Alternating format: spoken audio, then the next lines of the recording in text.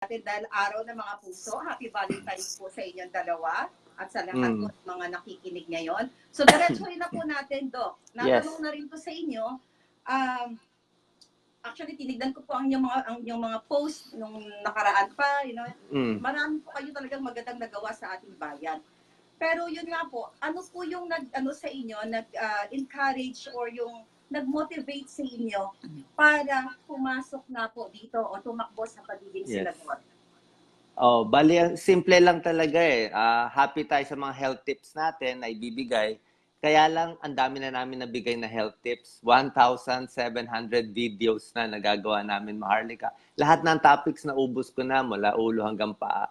So, nakita ko parang kailangan na ng kababayan natin yung gamutan na mismo. Yung makakuha ng libreng maintenance medicine, libreng check-up, libreng laboratory test. Ito yung tinatawag na universal healthcare na maabot na yung tulong ng gobyerno doon sa kababayan natin. So, okay na itong mga prevention tips natin, pero paano naman yung may sakit na, may heart attack na, nagdadialysis na, diba? Wala ako maitulong sa kanila ng malaki. So, nakikita ko, merong chance. I'm sure sa Amerika, diba? Maganda yung healthcare nyo dyan, diba? Maganda yung covered. I think, kahit yung gamot ninyo, konti lang ang copay nyo, diba? Pati yung check-up, libre. Sa Pilipinas, wala. Wala talaga dito. Sobrang kawawa dito. Yes. Opo. So, kaya ko nakita ko po, actually, talaga sinusuportahan ko kayo. Dahil ako po, nung nasa Pilipinas ako, ay naging medical representative po ako. So, nakita ko po sa field, yung mga kawawang pasyente talaga na talagang hirap na hirap sila. Unang-una sa pagbili ng gamot. Yun ang unang at saka yung check up sa kanila. Kaya po nung nandito talaga yung mga ginagawa ninyo, natutuwa po ako. So, paano po natin ito, pag nasa Senado na kayo, paano natin maisakatuparan itong mga magaganda ninyong idea na makatulong sa ating mga kababayan? Yes. Malaki maitutulong natin kasi as a doctor, kaya natin ipaliwanag, kaya natin humingi ng budget, madidefend natin yung universal healthcare, malaking pera papasok dyan, ilang bilyon. So gusto natin malagay sa tama. I'm sure alam mo naman as a nurse, as a health worker, minsan yung pondo pag dito sa Pilipinas hindi napupunta sa tama eh. Hindi lang sa corruption, minsan mali lang yung strategy, hindi napupunta doon sa mga taong nangangailangan. Bali ang kailangan talaga natin ngayon, yung kababayan natin, yung PhilHealth kasi natin ngayon, pang inpatient lang. Majority kailangan ma-hospital ka muna, ma-heart attack ka muna bago mo magagamit konti. Tapos ang support value 35%. Ibig sabihin mga 35% lang ang mababayaran, yung 65% ikaw magbabayad. Pero walang check-up, walang CBC, walang ECG, walang maintenance na gamot sa high blood, sa diabetes, hindi mo makukuha eh. So pag walang gamot sa maintenance sa high blood, walang check-up, maraming mamamatay talaga, 'di ba? So yan ang pinakakulang natin dito na sa ibang bansa ginagawa na. So kaya natin i-defend, makahingi tayo. Actually na-compute ko na yung budget pinapa-compute ko na para makabigay na libreng check-up to 10 million poor Filipinos, around mga 20 to 30 billion. 20 to 30 billion ang kailangan ng PhilHealth. Ngayon ang pera nila mga 110 billion in a year. So, dadagdag pa ng 20. Pag naging senador po kayo, I believe yung magiging pork barrel po yata yan yearly is like around 200 million. Oo. Pero hindi lang to pork barrel. Yung talaga ibibigay ng maganda from the national government From the national government ang iano natin. Manggagaling yung ibang pera, yung iba siguro sa mga contribution, pwede rin sa LGU, maraming hati-hati nito. Yes po. So kaya siya gawin. Oo. Yeah, siyempre po yun nga, itong pork barrel, napakalaking issue po at kontrobersya ito sa bayan natin, dyan. So, nabanggit ko nga po, yung around like 200 million, kung kayo po ay mahalal bilang senador, saan nyo ipaprioritize yung budget o yung pork barrel ninyo kapag kayo'y nahalal po? Ano yung mga aside sa mga nabanggit ninyo, saan nyo ilalaga ang pera ito?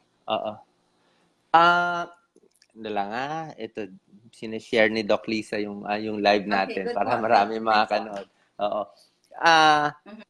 Yung kung merong pork barrel, let's say merong pork barrel, syempre bibigay ko lahat sa mga pagpapaayos ng ospital para sa may sakit. Talagang majority sa healthcare kasi ito pinakakulang Pero kung walang pork barrel, okay din. Kasi marami naman ibang pagkukunan.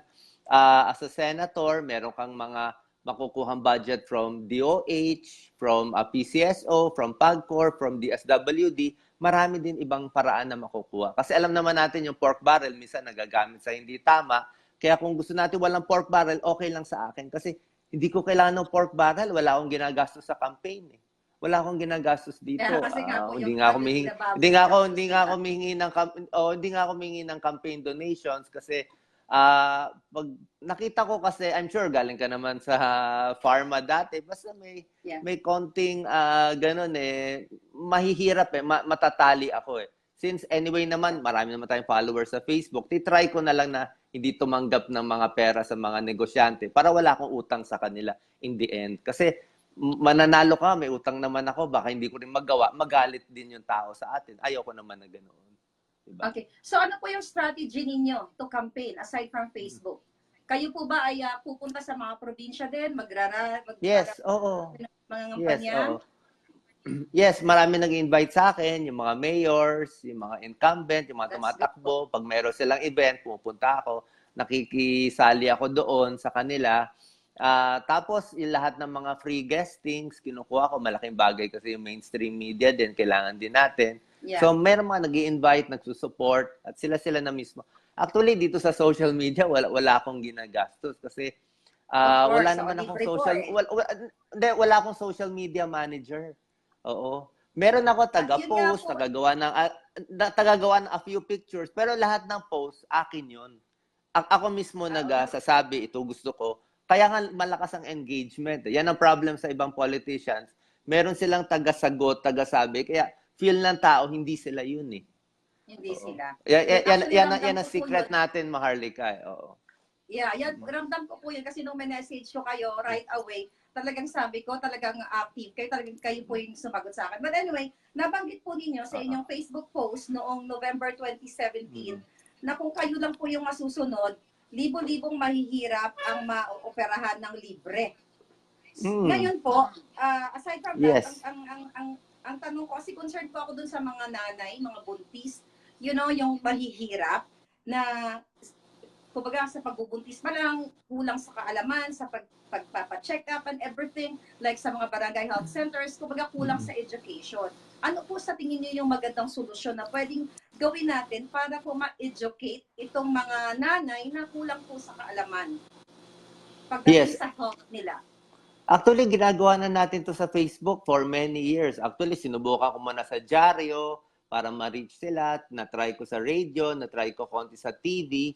Pero nakita ko dito sa social media, maraming kababayan natin, kahit mahirap sila, may access, meron naman free Facebook ngayon, marami na tayong naabot, lalo na kung magiging libre yung internet. Ito ang pinakamagandang paraan. Kasi mahal yung mga TV ads eh. Kahit DOH, gagastos ng TV ads, hindi rin talaga worth it eh.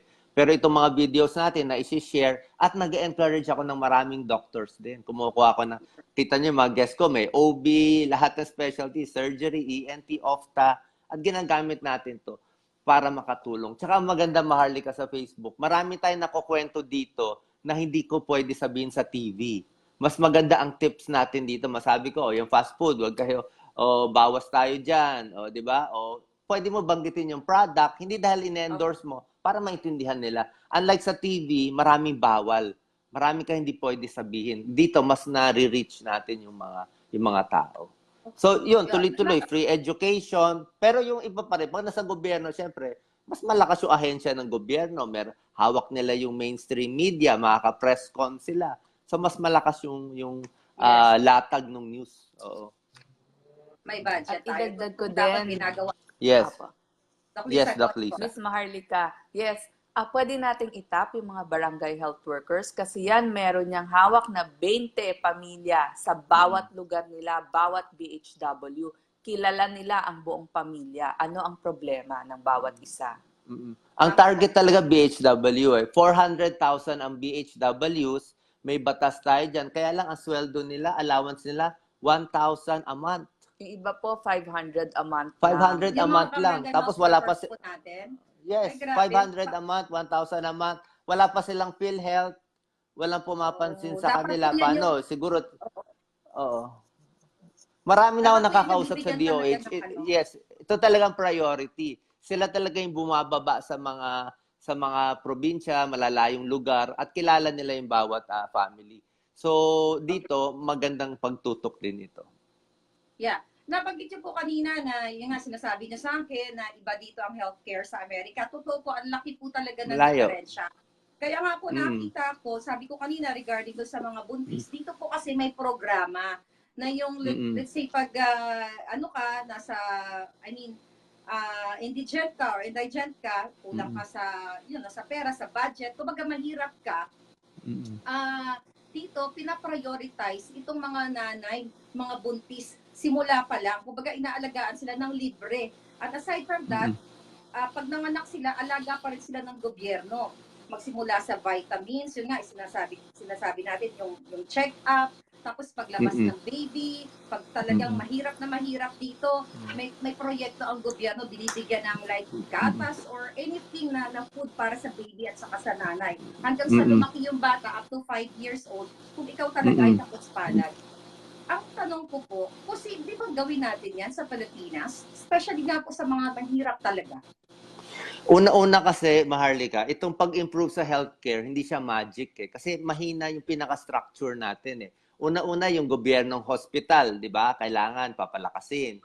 Kailangan una-una may health workers. Meron tayong magagaling na doctors na mai-incentivize natin na magtrabaho sa government hospital, papayag sa sweldo, titingin sa mga mahirap. Pangalawa, yung gamot na supply, kailangan kompleto. Di ba? Kung mahal ang presyo ng gamot, let's say mahal ang presyo ng gamot sa Philippines, alam mo naman yan, 5 times, 10 times higher compared to other Asian countries. Kung ganyan kamahal, medyo sayang din yung pera ng gobyerno. Kung gagamitin natin taxpayers' money, mahal-mahal naman ng gamot, kailangan medyo mababa yung presyo ng gamot. So, doktor, gamot, plus yung mga equipment. Kailangan may CT scan, may MRI. Kasi kung wala namang gamit, hindi. So, medyo matagal yung process na pagtulak nito. Pero mga siguro 5 years. Pero doable. Pag meron nga talaga nakatutok. Ang problem kasi sa Senate nga, wala ngang doktor doon, hindi ma-push. Naghahanap kami ng champion lagi sa Senate. Matagal ako nag-work sa DOH for 4 years. So, nung nakita ko sa DOH, laging pinag-uusapan ng mga doktor, sino yung tao natin sa Senate. Sa Congress, meron na. Sa DOH, meron na. Sa PhilHealth, meron na. Sa Senate na lang ang kulang. So kung meron doon, mas mabilis mapapasa yung mga batas, 'di ba? Yung mga argument, yung mga issues, mas madali, mas may say tayo. Kasi itong mga libreng maintenance na gamot, libreng operasyon and lab test, hindi ko magagawa sa pribado. Paano ko 'to gagawin sa pribado? May bibigay ko lang yung kaya namin. Maybe we can help 100, 200 people. Paano naman yung bayan natin, 'di ba? Yun lang talaga ang reason. Oo. So pag nasa wala nang yes po. Sorry, sir.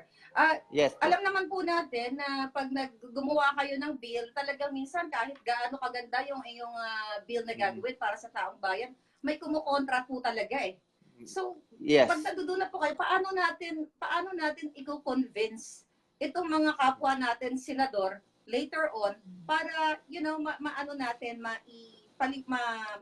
makumbinsi natin sila na itong bill na ito dapat suportahan nila. Kasi kayo po yung personality niyo, wala po kayong kaaway eh. So talaga more on parang nakikita ko madali sa inyo. So ano po yung inyong parang convincing power para sumang-ayon sila dun sa magandang panukala ninyo? Alam mo, Maharlika, itong mga health bills, madali lang to. Alam mo bakit? Ang dami ng health advocates. Ang dami naming health advocates, libo-libo. Mental health bill, ang dami na nagpo-push. Cancer bill, andyan na yung Society ng Oncologists, Universal Healthcare, Syntax, ang dami na nila. Ang dami namin mga doctors, itatap mo lang, alam na nila, nilalatag na nila eh. So, pagdating na doon, yung argument, latag na sa mga doctors yan. So, kailangan lang ipupush. Minsan kasi, kami mga doctors, alam namin paano i-explain. Pagdating doon sa mga senators, hindi nila ma-explain maigi, hindi mabigyan ng priority, hindi mabigyan ng budget. Wala yung urgency. Hindi katulad natin, Maharlika, nakikita natin yung pasyente na mamatay, naghihikao. So talagang may gigil tayo na gawin nyo na to. Diba? Pero pag hindi nga doktor yung magiging champion sa Senate, Siyempre, medyo parang Kasi patawa-tawa, hindi talaga wala, nila oo. kulang sa Hindi nila feel, hindi nila feel eh. So, hindi rin, kailangan ko-convince mo rin yung president, di ba? Para ipasa to, maging Yes. priority. So, sa health bills, walang problema. Ang pagpasok ko agad, ang gagamitin ko na power agad, yung oversight. Yung oversight para matutukan yung ginagawa ng DOH, makulit konti ang PhilHealth, ibigay na tong libreng maintenance na gamot, libreng lab test. Matagal na nakaplano yung libreng check-up sa PhilHealth. 2013, nakaplan na yan. Oo, naka-compute na yan eh, magkano gagastusin. Kaya, explain ko lang, Maharlika. Doable itong libreng check-up, maintenance, and lab test. Bakit? Mura na lang ngayon ang mga diagnostic equipment, 'di ba? Alam mo naman 'yan, yung mga pang CBC, FBS, mura-mura lang 'yan, 'di ba? Magkano lang magkano lang ang reagent niyan? Mura lang 'yan, makaka-check na sila ng blood sugar. Tapos yung gamot sa diabetes, sa high blood, meron tayong mga generic, mura na rin, 'di ba? So sa mga health centers, maglalagay ka lang ng isang diagnostic test, pang blood sugar, cholesterol, tapos may libreng gamot. So, konti lang yung amount. Tapos yung doktor na lang, if ever babayaran, government doctor, private doctor, doable na eh. Ko-compute na lang, idadagdag na lang sa PhilHealth money, tapos matutulungan na yung kababayan natin. So, sa tingin ko po, kaya dinidelay ito ng mga senador natin o mga mababatas natin. Yes. Corruption pa rin po ang ugat nito, ano, Doc? Yes, corruption talaga ugat nito. At hindi lang corruption, merong parang tinatamad ayoko sabihin. Tinatamad parang may konting naman po, Doc. Mukhang tinatamad sila talaga. Ayoko sabihin. Hindi naman tinatamad, parang kasi ang problem minsan, pag nag-work ka sa government, magtrabaho ka, may sweldo. Hindi ka magtrabaho, may sweldo. So walang urgency. Oo. Unlike kami, may urgency. Nakikita ko yung mga pasyente ko. Alam mo naman, I'm sure ikaw, ang daming humihingi sa'yo ng medical help, ng pera, yung mga kailangang operahan, lalo na ako. O, di ba? O, libo-libo yan. Paano tayo makakatulog sa gabi? Kaya nga. Almost 10 million. So talagang, Yes, paano tayo makakatulog sa gabi? Ang dami humihingi na, Doc, ito may bukol, hydrocephalus, bukol sa breast, stage 3, stage 4. So wala akong choice eh. Oo. Kung meron nagko-comment na, Doc, papasok yan for corruption. Naku. Pag health worker like you, doctors, nurse, walang issue ng si Doc tatakbo para maging corrupt. Walang ganun eh. Kasi tayo, pure tayong mga health worker, naaawa tayo, tutulungan natin. Kaya mahirap sa ating health worker pumasok sa politika. Gusto natin malinis, maayos, pero ang politika pala, iba. Kailangan palitan. Diba? Alam mo yan. So medyo mag-a-adjust tayo sa ganung requirement nila. Kaya naghahanap ako ng daan na magagawa pa rin natin as a doctor, as a nurse, na malinis, na umabot yung tulong. Tama po. So, balikan ko lang po yung sinabi nyo kanina patungkol dun sa generic. Okay? Generic na mga gamot. Gusto ko po kasi maintindihan ito ng mga nanonood. Dahil nung medrep po ako, doon ko natutunan na yung generic name ng isang gamot at saka yung branded, tama po ba kung tama yung pagkakaalala ko? Yes. Na pareho lang ng potency. So, parang yung nagpapamahal sa gamot ay brand lamang. Tama po, diba? So ngayon, karamihan okay naman. So ang point ko po kasi, nung medrep ako, 18 years ago, siguro, nakikita ko yung ibang mga doctors na kahit na mahirap na yung pasyente, pinaprescribean pa rin nila ng mga gamot na mga mahal. So na pwede naman yung generic kasi nga po meron silang cut doon sa mga pharmaceuticals. So kayo po bilang doktor, ano yung mai-advise ninyo na syempre marami pong nanonood at nakikinig sa inyo doon sa mga pasyente na kapag naresetahan sila ng isang gamot, dapat kung talagang wala silang pera, bilhin na lang nila yung generic brand. Yes, sa Amerika malakas yung generic, di ba? Malakas ang generic sa Amerika eh. Halos, I think, generic na nilalagay sa mga reseta. Kung walang pera, kung walang pera, mas maganda generic. Mas gusto ko ma-complete yung gamot nyo, 1 week na antibiotic, na araw-araw, kaysa bibili ka isang branded, napakamahal naman. Ang problem sa atin, Maharlika, dito, yung FDA natin. Sobra hina ang FDA natin, ang dami nagrereklamo, kulang ang budget, kulang ang tao, ang haba ng pila ng mga yung mga products na ina-approve, tapos hindi rin na-check. Ang FDA natin, hindi talaga na-check yung mga tableta, pagkain. Basically, mag-check lang ng konti, sampling, tapos ilalabas na sa merkado, kung may nagreklamo, may nag-side effect, tsaka na lang may magko-complain, tsaka na lang malalaman na may palpak pala. So, hindi na-check. Kaya nga, ang argument naman ng ibang doktor, hindi na-check lahat ng generic, kaya medyo duda sila. Oo. Pero pagdating doon sa mga cut na sinasabi mo, ako personally, hindi ako tumatanggap. Oo. Hindi pa ako naka-junket sa abroad, hindi pa ako nakapunta sa US American Convention, sa Paris, sa Europe, never pa ako nakapunta dyan. Sariling paniniwala ako yun. Pero sa akin, walang kaso naman kung ang iba ay pumupunta for their education. Yeah, very surprising po kasi even ang mga medreps nagta-travel sa iba't ibang sulok ng mundo, di ba?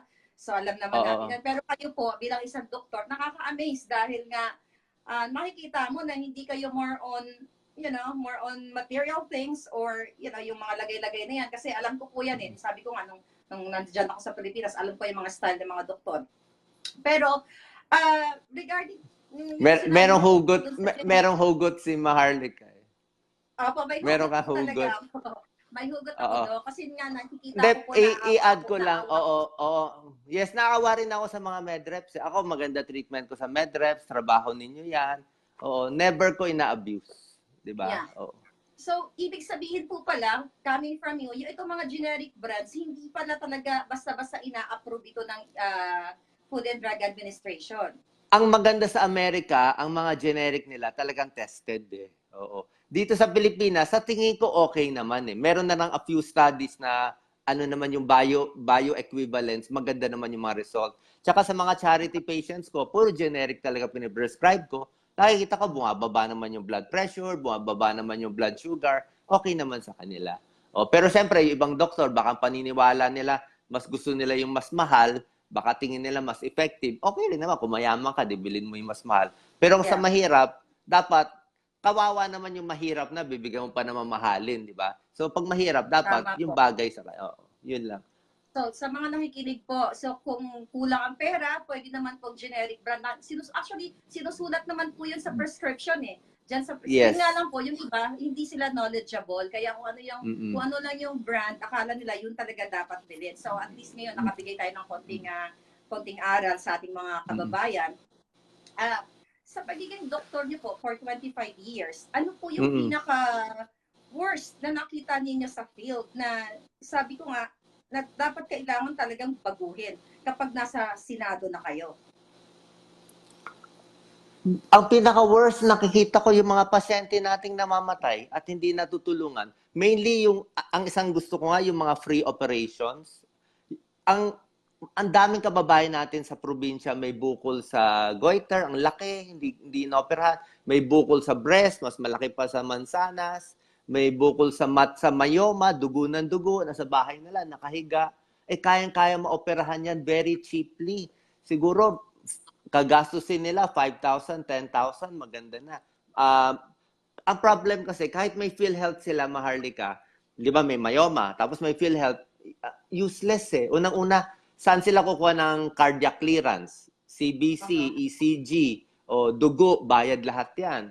Check up, di ba? So, pag wala sila pang CBC, pang initial ultrasound, walang libre dito eh. So, yung mahihirap, hindi magamit yung PhilHealth, hindi makapasok. Di ba? Sasabihin nila yung iba, merong no balance billing, kailangan nasa loob ka, tsaka ang liit lang ng percentage. Ang liit ng percentage na naitutulong sa need natin. So, napakalaki. Yun talaga ang kawawa. Kasi itong mga pasyente natin may mga bukol-bukol sa katawan. I think, estimate ko, mga 50,000 to 100,000 sila. Pag pa-operahan to, very cheaply, very doable, ang dami magiging productive, we save a life.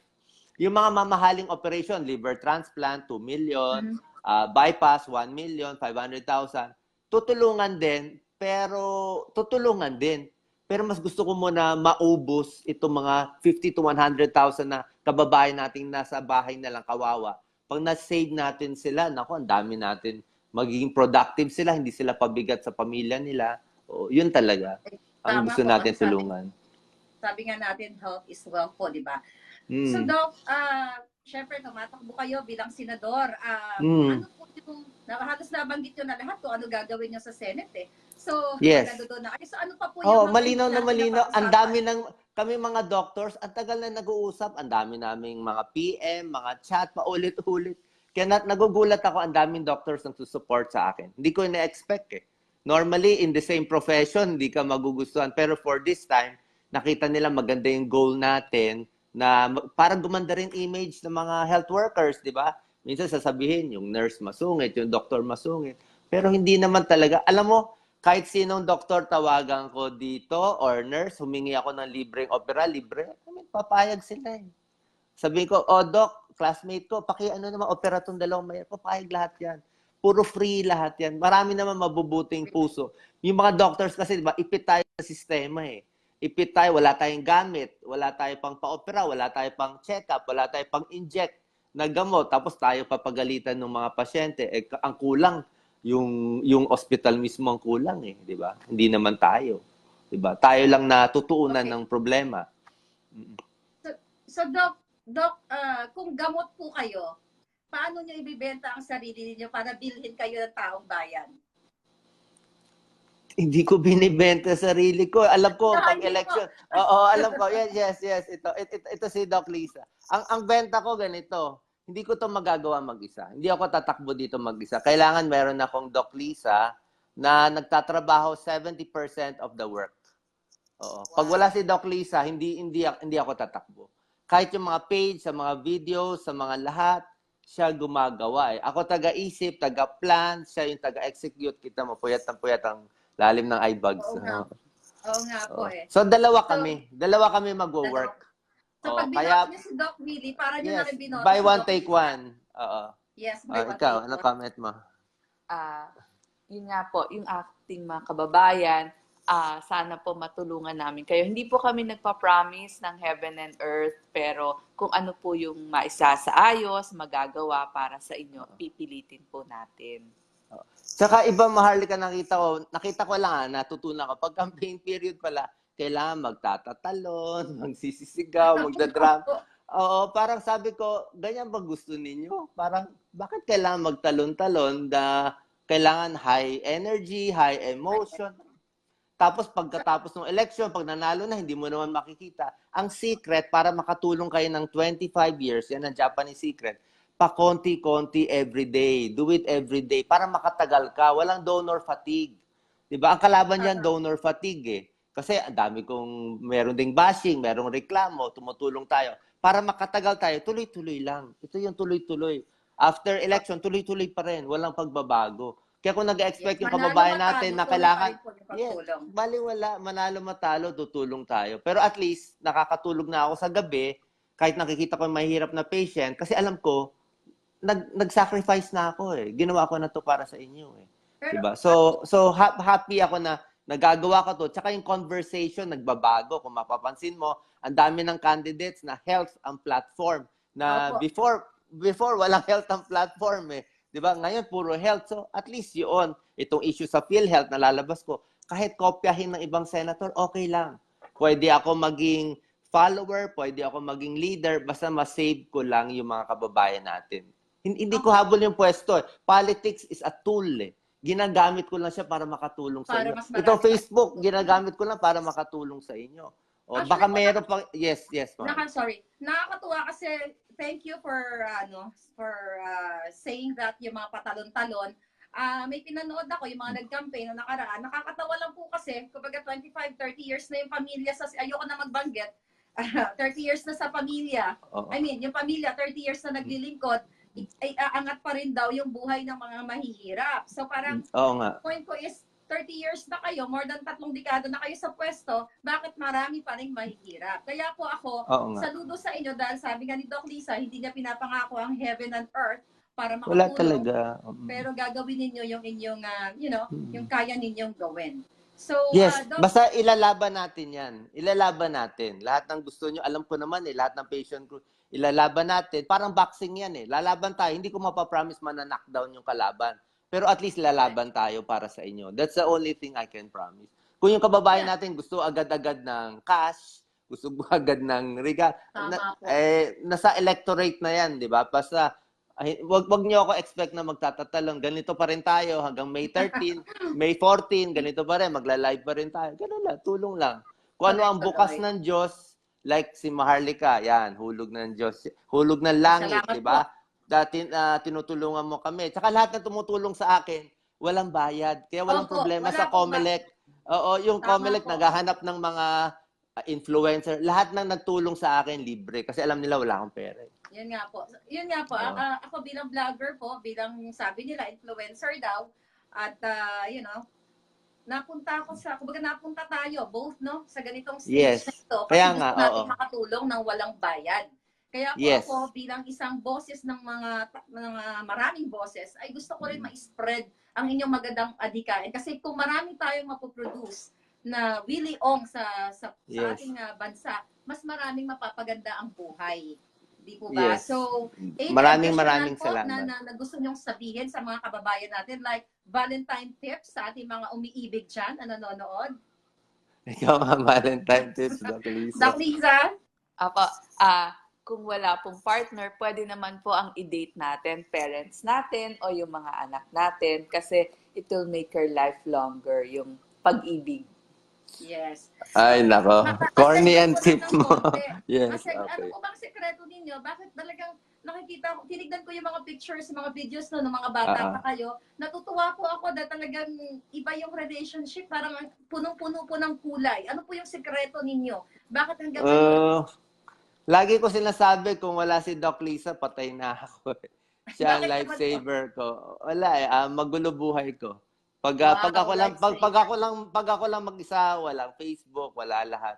Siya talaga yan. Siya nagtatrabaho. Parang kami, 1 + 1 = 3. Pag dalawa kami magkasama, makakadagdag. Hindi lang 2, magiging 3. Wow. So habang nandyan siya, So, parang ay actor tuloy-tuloy. at saka Kahit siya dito sa talaga Senate, Sorry. para makatulong lang tayo. So, ito kasi dati balak magmadre nito eh. Lagi nagsisimba every day. Kaso po nakita kayo, Doc. Nakita kayo, kaya hindi natuloy ang pagmadre dito. Saka siya, no boyfriend since birth. Biro mo, 25 na, wala pang boyfriend. Medyo weird, di ba? Kakaiba. Hindi naman po So, weird. yun May mga babae po talagang kahanga-hanga na gano'n. So, Okay. congratulations po sa inyo. Any additional po before... Yun lang. Basta ang focus natin, very specific, yung libreng maintenance na gamot, libreng lab test, care of PhilHealth, doable yan. Mga 20 billion ang budget, ilalaban natin yan. Kahit manalo-matalo, ipupush natin. Baka may senator na nanalo na gusto i-push to. Tayo mag-argue. Kasi yan talaga ang secret. Yan ang universal healthcare. At meron pa akong...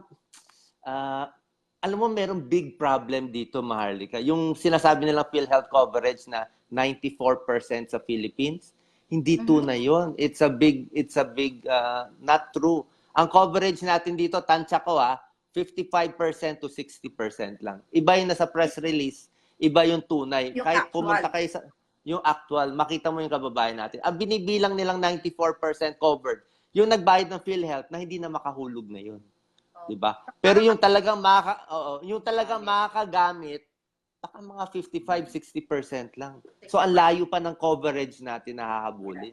Kung magagawa natin 99.9%, bakit hindi? Di po ba?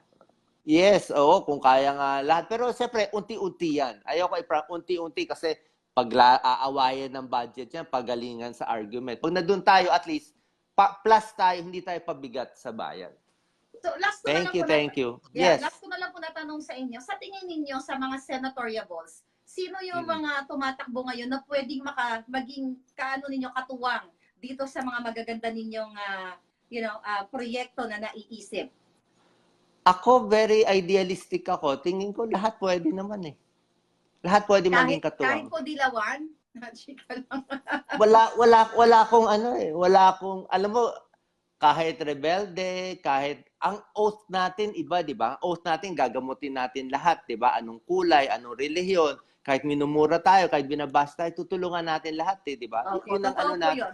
Tsaka pag hinaluan ko ng politika, hindi aabot ang goal ko lang matulungan sila kahit red siya, neutral siya, dilawan siya, di gagamutin ko lang kung sino man yung patient. Baka naman kahit papaano medyo magkaisa yung bayan natin konti. Correct. Kasi hindi tayo mayaman na bayan. Kung mayaman tayo, pwede tayo mag-away. Kung mahirap tayo, medyo magsama-sama muna tayo. Pag mayaman na tayo, tsaka na tayo mag-away muli kung gusto niyo. Correct. So magpayaman Diba? muna tayo bago tayo mag-away-away ulit. Pero Oo, kasi lalo lang pahirap na pahirap kawawa naman. Pero yun nga po, tama naman po kayo, Doc. Alam mo, nakakatuwa po na magkaroon ako ng ganitong klaseng one-on-one na pag-uusap sa inyo with Doc Lisa actually, na yung walang masamang tinapay, bihira na po kasi yung ganyang politiko ngayon. Oo nga, more on yung ibang mga, mga nasa gobyerno dyan, talaga namang magkaaway ngayon, bukas magkabate, so ganon. So yun yung nakakalungkot sa bayan natin dahil ang naapektuhan yung taong bayan.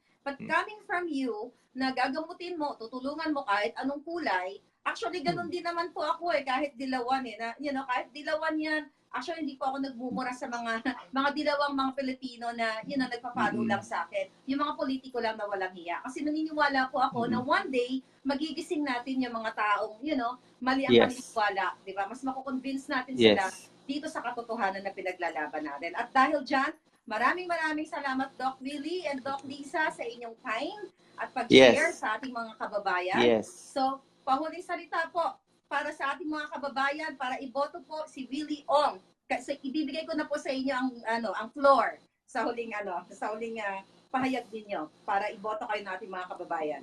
Alam mo, nakakahiya for a health worker humingi ng boto. Never ako humingi. Basta tutulong lang tayo, option lang ako, sumali lang ako para meron kang extra choice. Kumbaga sa restaurant, meron kayong extra order na healthy order na gusto ninyo. Tapos kung ano man mangyari, tutulong tayo. Kahit matalo, kahit malubog, kahit kulelat, pareho lang, tuloy-tuloy lang yan. Kasi hindi naman ako dependent sa pagmamahal ng tao feeling ko God's will to. Ito ginagawa ko para maging happy ako kasi mas happy ako na tumulong sa tao. And maraming salamat po, Mama Harlika, kasi isa kayo sa mga tulay na ibinigay ng Diyos para magkaisa tayo. Salamat po. Maraming salamat, Doc. Thank you. Thank you. Sa lahat po ng mga nanonood, paki-share po ninyo at paki-follow na rin ang aking Maharlika page. Dahil ngayon po ay magiging Republika ng Maharlika na daw tayo, sabi ng Pangulong Duterte. So magiging Maharlikans na ang ating mga, hindi na tayo Pilipino, Maharlikans na tayo. Maraming salamat at mabuhay po kayo. Okay. Salamat and congratulations. God bless. Thank you po. God bless.